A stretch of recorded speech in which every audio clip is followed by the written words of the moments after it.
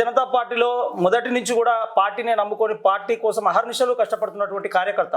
ఆయన సామాన్య కార్యకర్త స్థాయి నుంచి అంచెలంచెలుగా ఎదుగుతూ నేడు అనేక పోటీలను కూడా ఎదుర్కొని యాదాద్రి భువనగిరి జిల్లా అధ్యక్ష పదవిని సొంతం చేసుకున్నటువంటి నికార్స్ అయినటువంటి బీజేపీ కార్యకర్తగా చెప్పుకోవచ్చు ఉట్కూరి అశోక్ గౌడ్ గారు. ఇప్పుడు ఉట్కూరి అశోక్ గౌడ్ గారు మనతో ఉన్నారు. వారిని అడిగి పలు విషయాలు చర్చించే ప్రయత్నం చేద్దాం. నమస్కారం అశోక్ గౌడ్ గారు. మీరు జిల్లా అధ్యక్ష బాధ్యతలు దక్కించుకున్నారు. ఈ రోజున మీ మీద చాలా పెద్ద బాధ్యత ఉన్నది. దీన్ని మీరు ఎలా ముందుకు తీసుకుపోగలగారు? నా బాధ్యత, నేను జిల్లా అధ్యక్ష కార్యకర్త నుంచి వచ్చిన కార్యకర్తలే నా బలం, జెండే నా బలం. ఆ జెండాను ముంగట పెట్టుకుని కార్యకర్తల మనోభావాలను అనుసరించుకుంటూ సీనియర్ నాయకులను కలుపుకొని పోతూ జిల్లాలో ప్రజా సమస్యలపైన ప్రజా ఉద్యమాలు చేసుకుంటూ పార్టీని బలోపేత దిశగా ముందుకు తీసుకెళ్తాను. ముఖ్యంగా ఇప్పుడున్న రాజకీయాల్లో ప్రధానంగా ఏంటంటే ఒకవైపున టీఆర్ఎస్, అంటే ఇప్పుడు బీఆర్ఎస్ అన్నటువంటి బీఆర్ఎస్ పార్టీ, మరోవైపున కాంగ్రెస్ పార్టీ చాలా ఉధృతంగా ముందుకు పోతున్నటువంటి ప్రస్తుత తరుణంలో ముందు మళ్ళీ స్థానిక సంస్థల ఎన్నికలు కూడా ఉన్నాయి. ఇటువంటి పరిస్థితులలో మీరు చాలా కీలకమైన దశలో మీరు జిల్లా అధ్యక్ష పదవిలోకి రావడం జరిగింది. వాళ్ళని తట్టుకొని మీరు ఏ విధంగా మీరు ముందుకు పోగలుగుతారు? హనుమంత్ భాయ్, కాంగ్రెస్ పార్టీ అనేది అంతరించిపోయిన పార్టీ. బీఆర్ఎస్ పార్టీ అనేది 10 సంవత్సరాల నుంచి అది చేస్తాం ఇది చేస్తామని ప్రజలకు అబ్బే మాటలు పెట్టి బీఆర్ఎస్ పార్టీని నమ్మే పరిస్థితి లేదు. ఈ రోజు చూడూరు ఎమ్మెల్సీ ఎలక్షన్లో విద్యావంతులు, పట్టభద్రులు భారతీయ జనతా పార్టీ సైడ్ ఉన్నారు. 13 జిల్లాలకు సంబంధించిన మేధావులందరూ కూడా భారతీయ జనతా పార్టీ. ఎంతో మందిని తీర్చిదిద్దే గురువులు ఈనాడు భారతీయ జనతా పార్టీ ఉన్నారు. అంటే మేధావి వర్గం అనేది బీజేపీ సైడ్ చూస్తుంది. మా క్లియర్ కట్గా ఏమైనా రాబోయే రోజుల్లో తెలంగాణలో బీజేపీ కైవసం చేసుకుంటుంది. తెలంగాణ రాష్ట్రంలో భారతీయ జనతా పార్టీ జెండా పాతుంది. ఈ దిశగానే మనం ఈ పట్టభద్రుల ఎలక్షన్లు కానీ టీచర్స్ ఎమ్మెల్యే కానీ చూస్తున్నాం. ఈనాడు బీఆర్ఎస్ అంతరించిపోయింది. ఎక్కడ బీఆర్ఎస్ నమ్మే పరిస్థితి ప్రజలు లేరు. ఇప్పుడు ఏంటంటే వాళ్ళు చూసి కాంగ్రెస్ వ్యతిరేకంగా, కానీ బీఆర్ఎస్ బీజేపీకి బి టీమ్ గా పనిచేస్తుందని విమర్శ కూడా ఉంది. తప్పు అది. ఎందుకంటే కాంగ్రెస్ తోడు బీఆర్ఎస్ బి టీమ్ అంటారు, బీఆర్ఎస్ తోడు బీజేపీని కూడా. ఎందుకంటే బీజేపీ డెవలప్ అవుతున్న పార్టీ, ప్రజల్లో నమ్మకం కలుగుతున్న పార్టీ, యువతను దూసుకెళ్తున్న పార్టీ. ఇటు కాంగ్రెస్ తోడు బి టీమ్ అంటుండు, బీఆర్ఎస్ బి టీమ్ అంటారు. ప్రత్యేకం బీజేపీ రాష్ట్రంలో అంచెలంచెలు ఎదుగుతున్న పార్టీ బీజేపీ. వాళ్ళు ఎవరేమనుకున్నా వీడు వాళ్ళని అంటుండు, బీఆర్ఎస్ అంటుండు, కాంగ్రెస్ అంటుండు. మీరు 2 ఎమ్మెల్సీ స్థానాలను గెలిచినామని మీరు అంటున్నారు. కానీ బీఆర్ఎస్ పార్టీ పరోక్షంగా బీజేపీకి సపోర్ట్ చేసింది కాబట్టే మీరు గెలిచిరు అని కాంగ్రెస్ వాళ్ళు అంటున్నారు. దీనికి మీరు ఎట్లా సమాధానం చెప్తారు? తప్ప ఆలోచన. మేము మొదటి నుంచి కూడా ఎమ్మెల్సీ ఎలక్షన్ల కంటే మొదలు మన రాష్ట్ర నాయకత్వం కూడా కాంగ్రెస్ బీఆర్ఎస్ ఒకటేనే మేము చెప్పుకుంటూ వచ్చాం. ఎక్కడ కూడా మేము బీఆర్ఎస్ను కానీ ఎక్కడ ఎత్తుకున్న బీఆర్ఎస్ కు బీజేపీకి లోపాయకారి ఒప్పందం లేదంటారా? తప్ప ఆలోచన అది. ఎట్టి పరిస్థితిలో ఉండదు. ఇప్పుడు స్థానిక సంస్థల ఎన్నికల్లో కూడా కొంత మా అధిష్టానం కూడా చెప్పేది ఒకటే ముచ్చట, నువ్వు ఏం చేస్తే గెలిచినామనే చెప్తాం. స్థానిక సంస్థల ఎలక్షన్లో గెలిచినామనే చెప్తాం. బీఆర్ఎస్ అనే పార్టీ ఎక్కడ కూడా మేము లోపాయకంగా కానీ అధికారికంగా కానీ ఎక్కడ అటువంటి ఆలోచన కూడా లేదు, ఉండదు పోదని నేను అనుకుంటాను ఖచ్చితంగా. అంటే ఏ ఉద్దేశంతో మీకు 2 ఎమ్మెల్సీ స్థానాలు కట్టబెట్టిర్రు అని మీరు అనుకుంటున్నారు? ఈనాడు రాష్ట్రంలో ఉన్న కాంగ్రెస్ ప్రభుత్వ వ్యతిరేకత అనుకోవచ్చు, పట్టభద్రులు, ఉపాధ్యాయులు, మేధావర్గం, భారతీయ జనతా పార్టీ రాష్ట్రాన్ని ముందుకు తీసుకెళ్తుంది నమ్మకంతోనే కట్టబెట్టారు అనుకుంటున్నా. రాబోయే రోజుల్లో అదే నమ్మకంతో కూడా భారతీయ జనతా పార్టీని ముందుకు తీసుకెళ్తారు ప్రజలు. అదే ఆశీస్సులు తెలంగాణ ప్రజలకు భారతీయ జనతా పార్టీకి ఉంటుంది అనుకుంటున్నాం. కాంగ్రెస్ ప్రభుత్వం ఒకటొకటిగా అనేక సంక్షేమ పథకాలు మేము చేస్తున్నామని అంటున్నారు. ప్రధానంగా చూసినట్టయితే రుణమాఫీ చేసినాం, మహిళలకు ఫ్రీ బస్సు ఇచ్చినాం, అదేవిధంగా గ్యాస్ పథకాన్ని అమలు చేస్తున్నాం, ఒక్కొక్కటి అమలు చేస్తున్నాం అని అంటున్నారు కదా, మీరు ఎట్లా దీన్ని? రుణమాఫీ అనేది గాంధీ భవన్లో లేదు. కాంగ్రెస్ పార్టీ కార్యకర్త, మా మండలకు సంబంధించిన మల్లారెడ్డి అనే కార్యకర్త, మీరు టీవీ స్కోలింగ్ లో చూసి ఉంటారు, పత్రికలలో కూడా వచ్చింది. ఆయన లొల్లి పెట్టిండు రుణమాఫీ విషయంలో. ఈ రుణమాఫీ ఎంతవరకు ఏందో అర్థమవుతుంది దాంతో. కాంగ్రెస్ పార్టీకి సంబంధించిన నాయకుడే ఈ మండలంలో నమ్ల గ్రామానికి చెందిన వ్యక్తి రైతు వయసు గాంధీ భవన్కు లొల్లి పెట్టిండు. ఆ రుణమాఫీ అనేది ఫేక్. కొంతవరకు చేసిరు, అది అంతరించిపోయినాక వడ్డీలలో కూడా రుణం చేయలే. 30,000 రూపాయలు రుణం తీసుకోవడానికి ₹1,00,000 అయింది వడ్డీ. వాడు ₹1,00,000 కింద ట్రీట్ చేస్తాడు, 30,000 కిందకే ట్రీట్ చేస్తాడు. 2,00,000 రుణమాఫీ ఎక్కడ జరగలే. 2,00,000 రుణమాఫీ అనేది ఇంకా అంచనాలకు కూడా రాలేవాడు. దాదాపు బ్యాంకు గ్యారెంటీలు ఎక్కువ మంది ఉన్నది, ₹2,00,000 తీసుకున్న వాళ్ళే ఉన్నారు. అది వడ్డీతో కలుపుకోకనే ఇంకా 2 లక్షల రూపాయలు ఇక్కడ కాలే. ఫ్రీ బస్ అనేది ఎప్పుడు కూడా ప్రజల్లోకి వాళ్ళకి ఏదో మైలేజ్ ఫ్రీ బస్ అనేది రివర్సే ఉంది పబ్లిక్లో. ముఖ్యంగా మీ మీ మీ విషయానికి వద్దాం. మీరు జిల్లా పార్టీ అధ్యక్షులుగా బాధ్యతలు చేపట్టడం జరిగింది. యాదాద్రి భువనగిరి జిల్లాలో పార్టీ పరిస్థితికే వద్దాం. బీజేపీ పార్టీ గతంలో ఎలా ఉందో అంతంత మాత్రంగానే ఉంది తప్ప బీజేపీ పార్టీ బలపడడం లేదు యాదాద్రి భువనగిరి జిల్లాలో అనే విమర్శలకు మీరు ఏం చెప్తారు? భారతీయ జనతా పార్టీ యాదాద్రి భువనగిరి జిల్లా మన పార్లమెంట్ ఎన్నికలు చూసుకున్నట్టయితే ఎంత బలంగా ఉందో ఇవాళ ఆలేరు అసెంబ్లీలో భువనగిరి అసెంబ్లీ కాంగ్రెస్తో ధీటుగా మేము పనిచేసినాం. మా క్యాడర్ పనిచేసింది. ఎన్ని కుతంత్రాలు అయినా ఎన్ని డబ్బులు పంచబెట్టినా మేము కాంగ్రెస్ బీఆర్ఎస్ థర్డ్ లీడ్ ఉంది. కాంగ్రెస్ బీజేపీకే పోటైంది వాళ్ళు ఇంత చేసినప్పటికీ కూడా. భువనగిరి యాదాద్రి భువనగిరి జిల్లాలో భువనగిరి కాన్స్టెన్స్ వచ్చి 10,000 లీడ్ ఉంది, మాకంటే ఎక్కువ. అది డబ్బులు పంచి పెడితే మా క్యాడర్ కష్టంతోనే ఈ విధంగా మేము ముందుకు వచ్చినాం. స్థానిక సంస్థల ఎన్నికలు కానీ భారతీయ జనతా పార్టీ విషయంలో కానీ కార్యకర్తల బలంగా ఉన్న పార్టీ భారతీయ జనతా పార్టీ. కార్యకర్తలు బలంగా ఉంటే మీ పార్టీ నుంచి పోటీ చేసిన బూర నరసయ్య గౌడ్ ఎలా ఓడిపోతారు? అన్ని అనేక కారణాలు ఉన్నాయి చెప్తున్నా కదా. డబ్బులు కూడగట్టుకొని యంత్రాంగాన్ని మొత్తం వాడుకొని ఈనాడు ఓడిపోవడానికి కొంత కారణం జరిగింది. అది ఆయన మాజీ ఎంపీ, అవును, బీసీ సామాజిక వర్గానికి చెందినటువంటి నాయకుడు. భువనగిరి పార్లమెంటు పరిధిలో బీసీ సామాజిక వర్గం అత్యధికంగా ఉంటుంది. అయినా కూడా మీ పార్టీ అభ్యర్థి ఓడిపోయాడు. దీనికి గల కారణాలను మీరు ఎట్లా విశ్లేషిస్తారు? అదే చెప్తున్నా కదా, అధికార పార్టీ అన్ని కుతంత్రాలు అన్ని డబ్బులు వెదజల్లడం వల్లనే బూర నరసయ్య గారు ఓటమి జరిగింది. ఇక ఆర్గనైజేషన్ విషయానికి వస్తే పార్టీ కార్యకర్తలు కానీ అందరూ శ్రమించడం జరిగింది ఖచ్చితంగా. అందులో మనం మిగతా పార్టీని పోల్చుకుంటే కానీ ఎంపీ ఎన్నికల్లో మీ ఆర్గనైజేషన్ ఫెయిల్ అయింది, మీ కార్యకర్తల మధ్య నాయకుల మధ్య సమన్వయం లేదు అనే విమర్శలు కూడా వచ్చినాయి. లేదు 1-2 ఏ రాజకీయ పార్టీలో ఒకరిద్దరు అటు ఇటు ఉంటారు. అది పొలిటికల్ పార్టీ, నేషనల్ పార్టీ మాది. సరే అట్లా కూడా మేము జిల్లాకు వచ్చేసరికి ఒకరిద్దరు అనేది రాజకీయ పార్టీ, ఏ రాజకీయ పార్టీ సహజంగా ఉంటారు. కానీ ఎవరు మా పార్టీకి వ్యతిరేకంగా చేయలేదు, ఎవరు ఆ విధంగా మాకు ప్రయత్నం జరగలేదు. అందరు సమన్వయంతో బూర నరసయ్య గారు కూడా పార్టీ టికెట్గా సీనియర్ నాయకు, జిల్లాకు సంబంధించిన సీనియర్ నాయకులు అందరూ ఇంటికి వెళ్ళడం జరిగింది. వాళ్ళందరూ కలగలుపుకొని పార్టీ నాయకత్వం ముందుండి నడిపించింది. ఎవరు కూడా మా పార్టీకి వ్యతిరేకంగా చేయలేదు. ముఖ్యంగా ఈ రోజున మీ మీద చాలా పెద్ద గురుతరమైనటువంటి బాధ్యత ఉంది.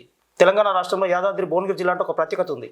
అటువంటి ప్రత్యేకత ఉన్న యాదాద్రి భువనగిరి జిల్లాకు మీరు జిల్లా బీజేపీ అధ్యక్షునిగా బాధ్యతలు చేపట్టారు. ముఖ్యంగా మీ ప్రభావం ఖచ్చితంగా ఆలేరు, భువనగిరి, మునుగోడు, తుంగతుర్తి, నకరికల్ లాంటి ప్రాంతాల మీద ఖచ్చితంగా మీ ప్రభావం ఉండేటట్టు మీరు చేయగలిగినటువంటి పరిస్థితి ఉంటుంది. మీరు ఎట్లా చేయగలుగుతారు ఇంత బాధ్యతను? ముఖ్యంగా మేము కాంగ్రెస్ ఇచ్చిన 6 గ్యారెంటీలు ఏ విషయం ఉందో దాని మీద పోరాటం చేస్తాం. ఇప్పుడు చూస్తున్నాం, మీరు కాంగ్రెస్ ఇచ్చిన గ్యారెంటీలే కాక అనేక హామీలతోని రేవంత్ రెడ్డి ప్రభుత్వం అధికారంలోకి వచ్చిండు. ఎక్కడ పడతాన్ని ఆల్ ఇండియా పార్టీ అధ్యక్షుడి నుంచి రాష్ట్ర పార్టీ అధ్యక్షుడు, జిల్లా ఏ పడితే అవి హామీలు ఇచ్చుకుంటా ఈనాడు ప్రభుత్వం, రేవంత్ రెడ్డి ప్రభుత్వం గద్దెనెక్కింది. ఆ ప్రభుత్వం హామీలు ఇచ్చిన మాత్రమే పోరాడతాం, అవిట్లే తిప్పి కొడతాం. ఏమి హామీలు ఇచ్చారు, ఎందుకు ఇట్లా అయింది, అవి ప్రజలలోకి వెళ్తాం, ప్రజల ముందట వేసుకొని, రైతులను ముందట వేసుకొని స్పందిస్తాం. ఖచ్చితంగా ప్రజా పోరాటాలు ఉధృతం చేస్తాం. అది రాబోయే రోజుల్లో మీరు చూస్తుంటారు కదా ఎట్లా జరుగుతుంది. ముఖ్యంగా యాదాద్రి భువనగిరి జిల్లాలో మీ పార్టీ సభ్యత్వాన్ని పెంచుకోవడం కానీ, మీ పార్టీని మరింత బలోపేతం చేయడానికి కానీ జిల్లా అధ్యక్షునిగా మీకు ఏదైనా ప్రత్యేకమైన ప్రణాళిక ఉందా? తప్పకుండా ఉంటుంది. ఒక రూట్ తీసుకుంటాం. మేము ఏ మండలంకి వెళ్ళినా కొన్ని grade, A grade, B grade అని చేసుకుంటాం. సంస్థాగతంగా అట్నే ఉంటుంది మా పార్టీ. కింద నుంచి రాష్ట్ర స్థాయి వరకు అదే విధంగా ఉంటుంది. దాని దృష్టిలో పెట్టుకుని ఒక ప్రణాళికబద్ధంగా మేము రూపకల్పన చేసుకొని ఖచ్చితంగా ప్రతి మండలంలో, ప్రతి గ్రామ పంచాయతీలో, ప్రతి బూత్ నుంచి ప్రాతినిధ్యం ఉంటుంది. మీరు ఖచ్చితంగా గుర్తుపెట్టుకోండి విషయం. ప్రతి మండలంలో, ప్రతి గ్రామ పంచాయతీలో, ప్రతి బూత్ నుంచి మా ప్రాతినిధ్యం ఉంటుంది. ప్రతి గ్రామ పంచాయతీ ప్రాతినిధ్యం ఉంటుంది. ప్రతి మండల పరిషత్లో మండలం ప్రాతినిధ్యం ఉంటుంది. జిల్లా పరిషత్లో ప్రతి మండలం నుంచి మా ప్రాతినిధ్యం ఇస్తుంది. దాని దృష్టిలో పెట్టుకొని మేము ప్రజల్లో ఉంటాం, పోరాటం చేస్తాం. ఖచ్చితంగా భారతీయ జనతా పార్టీ యాదాద్రి భువనగిరి జిల్లా కిల్లా మీద కాషాయ జెండా ఎగరడం ఖాయం. స్థానిక సంస్థల పార్టీని బలోపేతం చేయడానికి ప్రతి కార్యకర్త సందిగ్ధం ఉన్నాడు. దాన్ని అందరినీ కూడా కలుపుకొని ముందుకు పోతాం. ఖచ్చితంగా భారతీయ జనతా పార్టీని జిల్లాలో, రాష్ట్రంలో కూడా ఒక స్థాయికి తీసుకొస్తాం. అశోక్ గారు, ముఖ్యంగా ప్రస్తుతం కాంగ్రెస్ పార్టీ అధికారంలో ఉంది, గతంలో బీఆర్ఎస్ పార్టీ అధికారంలో ఉంది, కానీ రాష్ట్రంలో మీ పార్టీ అధికారంలో లేదు. స్థానిక ఎన్నికల్లో ప్రజలు మీకు ఎందుకు ఓట్లేస్తారు? అధికారం అనేది ముఖ్యం కాదు, ప్రజాక్షేత్రంలో ఎవరున్నదే ముఖ్యం. ఇలా మేము 2 సీట్ల నుంచి ఇలా ప్రభుత్వాన్ని వెళ్తున్నాం దేశం మొత్తంలో. అప్పుడు భారతదేశంలో ఉన్న 2 సీట్లకు మేము పరిమితమైనాం. ఏడుంది బీజేపీ అన్నోళ్ళు ఇలా బీజేపీ ఏం చేస్తుందని చూస్తారు. ఇదే కేసీఆర్ అన్నాడు, ఏడుంది బీజేపీ అన్నాడు. ఇలా బీజేపీ ఏందో తెలుస్తుంది, బీజేపీ ప్రభావం ఏందో తెలుస్తుంది. రేపు కూడా అంతే, గ్రామీణ స్థాయిలో మా కార్యకర్తలు ఎంత నర్వస్ అవుతారో రేపు వాళ్ళని చూసి ఈర్షపడాలి. ఆ విధంగానే ఉంటది. మా కార్యకర్త, ఒక కార్యకర్త 100 కార్యకర్తలు సమానం. ఎక్కడున్నా, ఇద్దరున్నా, ముగ్గురున్నా మా కార్యకర్త బలంగా ఉంటారు. ఖచ్చితంగా రాష్ట్రంలో అధికారం రావడానికి ప్రతి ఒక్క కార్యకర్త కృషి ఉంటుంది. ఆ కృషి వెనుక నాయకుల బలం ఉంటుంది. దాంతోనే మేము భారతీయ జనతా పార్టీ తెలంగాణ రాష్ట్రంలో కైవసం చేసుకుంటామని నమ్మకం నాకు. స్థానిక ఎన్నికల్లో ముఖ్యంగా మీరు జిల్లా అధ్యక్ష పదవికి మీరు పోటీ పడ్డారు. మీతో పాటు కూడా కొంతమంది నాయకులు పోటీ పడిన సందర్భం ఉన్నది. కానీ మిమ్మల్ని ప్రకటించాల్సిన సమయానికంటే ఒక వారం 10 రోజుల తర్వాత మిమ్మల్ని ప్రకటించడం జరిగింది. ఈ లోపు ఏం జరిగిందని మీరు భావిస్తున్నారు? ఏముంటుందంటే రాజకీయ పార్టీ పోటీతత్వం ఉంటుంది. మనం ఫస్ట్ ప్రకటించేది వాస్తవం, తర్వాత కూడా కొంత అంటే సమన్వయం. చివరి నిమిషంలో మిమ్మల్ని తప్పించాలనే ప్రయత్నం కూడా జరిగింది. నాకేం లేదు, ఆల్ ఇండియా పార్టీ కూడా సమన్వయం చేయడానికి ప్రయత్నం చేస్తుంది పార్టీ. సమన్వయం కాదు, యాదాద్రి భువనగిరి జిల్లా బీజేపీ పార్టీలో లుకలుకలు ఉన్నాయి, వర్గ విభేదాలు చాలా ఉన్నాయి, పార్టీ ఏకతాటి పైన లేదు అనే విమర్శలు ఉన్నాయి కదా. అట్లేం లేదు, అందరు ఏకతాటి మీదే ఉన్నారు, అందరు సమన్వయంగా పనిచేస్తాం. రేపు చూస్తుంటారుగా మీరు, అట్లేం జరగదు, అందరు సమన్వయంతోనే ఉంటాం. సమన్వయం బీజేపీలు అనేది లుకలుకలు అనేది ఉండదు. ఎప్పుడు కూడా సరే అనుకుంటే కుటుంబ పార్టీ. ఎలాంటి వర్గ విభేదాలు లేవంటారా మీ పార్టీలో? 100% లేవు, 100%. లేనప్పుడు మరి మిమ్మల్ని ప్రకటించాల్సిన సమయం కంటే 10 రోజులు ఆగాల్సిన సమయం పరిస్థితి ఎందుకు వచ్చింది? అదే చెప్తున్నా కదా, పార్టీ ప్రకటించినప్పుడు కొన్ని కారణాల వల్ల మిగతా వాళ్ళని కూడా కొంత సమన్వయం చేసి మళ్ళీ ప్రకటించింది. కొంత అటు ఇటు ఉన్నప్పటికీ ఓసి ఇక్కడ సూర్యాపేట కూడా ఆపేసారు. సూర్యాపేట కూడా మహిళా కోట, మహిళకు ప్రాధాన్యత ఇవ్వాలి అని మహిళను ప్రకటించారు. బీసీ కావాలని నన్ను ప్రకటించారు, ఓసీ నల్గొండ ప్రకటించారు. అట్లా దాంతో కొంత అయింది తప్ప వేరేది ఏం దాని కారణాలంటూ ఏం లేదు. ఉమ్మడి నల్గొండ జిల్లాలో బీజేపీ పార్టీలో పోటీ ఎక్కువైపోయింది. దానివల్ల అనేక రకాల వర్గాలుగా విడిపోయి చివరి వరకు కూడా అనేక రకాలుగా ప్రయత్నాలు చేశారు. అదే పరిస్థితి యాదాద్రి భువనగిరి జిల్లాలో కూడా ఉన్నది. అట్లేం లేదు. ఉమ్మడి నల్గొండ జిల్లాలో కూడా ప్రకటించారు. ప్రకటించినప్పుడు కూడా సూర్యాపేట, యాదాద్రి భువనగిరి జిల్లా ప్రకటించింది వాస్తవం.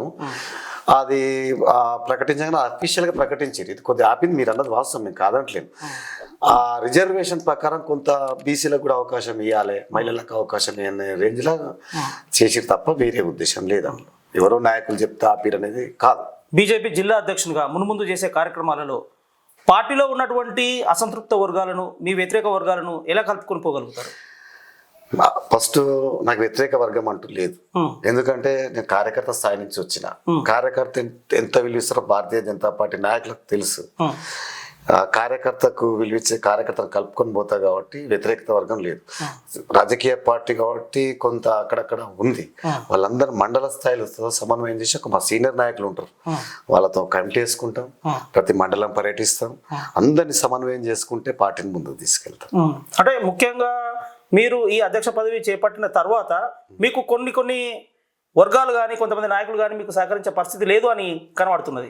మున్ముందు దీనివల్ల మీరు సమస్య ఎదుర్కొనే అవకాశం లేదంటారా? అట్లేం లేదు, అట్లా వ్యతిరేకత వర్గం అనేది లేదు. అట్లా ఉండదు కూడా బీజేపీలో. బీజేపీ పార్టీలో వ్యతిరేకత వర్గం అని ఉండదు. ఉన్నా కూడా సమన్వయం చేసుకుంటాం. ఎందుకంటే నాకంటే పెద్దవాళ్ళు ఉన్నారు, సీనియర్ నాయకులు ఉన్నారు, అనుభవజ్ఞులు ఉన్నారు. వాళ్ళు కూడా వాళ్ళ సూచన తీసుకుంటాం, ఖచ్చితంగా సమన్వయం చేసుకుని ముందు. ముఖ్యంగా రాజకీయాల్లో డబ్బు ప్రభావం చాలా ఉంటుంది. అనేక మంది నాయకులు డబ్బుతోనే ఈ రాజకీయాలను ప్రభావితం చేస్తున్నారు. కానీ సామాన్య కార్యకర్తగా ఉన్న మీరు వాటిని, డబ్బు రాజకీయాలను ఎలా ఎదుర్కోగలుగుతారు? బీజేపీ అంటే డబ్బుకు దూరంగా ఉండే పార్టీ, డబ్బులతో పని లేదు. ఇలా డబ్బులకే ఇంపార్టెన్స్ అంటే నేను జిల్లా అధ్యక్ష పదవికి రాను. ఎన్నో మండలంలో ఉంటా. నేను చిన్నప్పటి నుంచి విద్యార్థి పరిషత్లో పనిచేసిన, సంఘంలో పనిచేసిన. ఈనాడు యువమోర్చా నుంచి, కార్యకర్త నుంచి, అసెంబ్లీ నుంచి జిల్లా ఉపాధ్యక్షునిగా 2 టర్ములు, జిల్లా ప్రధాన కార్యదర్శి, జిల్లా అధ్యక్షుడు దాకా వచ్చిన. నాకు దగ్గర ఏ డబ్బులు లేవు. మరి ఈరోజు నేను పార్టీకి పనిచేసినంత మా కార్యకర్తలు కూడా డబ్బులు చూసి ఎవరు రారు. దేశం కోసం, ధర్మం కోసం, సిద్ధాంతం నమ్ముకున్న కార్యకర్తలు ఈనాడు ఉన్నారు కాబట్టి. కానీ ఉట్కూరు అశోక్ గౌడ్ బయటకు చూడడానికి చాలా సాదాసీదాగా కనిపిస్తారు, కానీ లోపల లాబింగ్ చాలా చేస్తారు. అందుకే రాష్ట్ర స్థాయిలో లాబింగ్ చేసి ఈ అధ్యక్ష పదవిని దక్కించుకున్నారు అనే దానికి మీరేం చెప్తారు? లాబింగ్ అనేది బీజేపీలో నడవదు. ఫస్ట్ ఆఫ్ ఆల్ లాబింగ్ చేయడానికి అంత అవసరం కూడా లేదు. లాబింగ్ చేయంత అవసరం కూడా లేదు. పార్టీ నా సిన్చాటి మీరు ఏదో చాలా బలమైన ప్రయత్నం చేసే ఉంటారు, లేకుంటే అంత ఈజీగా రాదు కదా ఈ పదవి. తప్పు ముచ్చట అది. ఎందుకంటే పార్టీ లాబింగ్ అనేది నడవదు ఫస్ట్. నేను అనుకుంటున్నా నా యొక్క నేను మొదటి నుంచి పార్టీని నమ్ముకొని ఉన్నా కాబట్టి పార్టీ నా శ్రమను గుర్తించి ఇచ్చింది అనుకుంటున్నా. లాబింగ్ అనేది నేను ఎక్కడ చేయలేదు. లాబింగ్ అనేది ఉండదు ఫస్ట్ పార్టీలో. ఒక కార్యకర్తకు పదవి ఇచ్చింది అనే ఆలోచనతోనే ఉన్నా. ఇక లాబింగ్ అనేది అయితే లేదు, 100% లాబింగ్ లేదు. కానీ నేను చాలా స్పష్టంగా అడుగుతున్నాను, మీ పార్టీలో కిషన్ రెడ్డి వర్గం, బండి సంజయ్ వర్గం అని ఇలా రకరకాలుగా పార్టీలో ఉన్నటువంటి పెద్దలను నమ్ముకున్న వాళ్ళకే అవకాశాలు దక్కుతాయి అనే ప్రచారం ఉన్నది కదా. మీరు ఏ వర్గానికి చెందినటువంటి నాయకుడు? నేను కమలం పువ్వు జెండాకు చెందిన నాయకుడిని. కానీ జెండాను నమ్ముకున్నా, నేను నాయకుడిని నమ్ముకోలేదు. జెండా కోసం పనిచేస్తా. అటువంటి నాయకత్వం కూడా లేదు. మీరు అనుకున్నట్టు అట్లా రాష్ట్రంలో దేశంలో పలుకుబడి ఉన్న ఎవరో ఒక పెద్ద నాయకుడిని నమ్ముకుంటే గానీ రాజకీయాల్లో ముందుకు వెళ్ళలేము అనే ప్రచారం కూడా ఉన్నది కదా. తప్పండి అది. రాజకీయాలలో బీజేపీలో సామాన్య కార్యకర్త కూడా నరేంద్ర మోడీ ఏ నాయకుని నమ్ముకొని ప్రధానమంత్రి అయ్యారు. కిషన్ రెడ్డి గారు కూడా ఆఫీస్ నుంచి వచ్చిన వ్యక్తి. ఇలా స్టేట్ నాయకత్వంలో ఉన్న 80% కార్యకర్తలు నాయకులు కింది నుంచి వచ్చిన కార్యకర్తలు. అటువంటిది ప్రతిపక్షాలు ఆరోపిస్తాయి అంతే తప్ప అటువంటిది అనేది ఉండదు. భారతీయ జనతా పార్టీలో అటువంటి చాలా తక్కువ, సరే 10-20% ఉంటే ఉండొచ్చు తప్ప 80% నాయకత్వం కూడా కింది నుంచి వచ్చిన నాయకత్వం ఉంటుంది తప్ప ఎవరికో మోసుడు ఒక వర్గం అంటూ ఉండదు. Like and subscribe.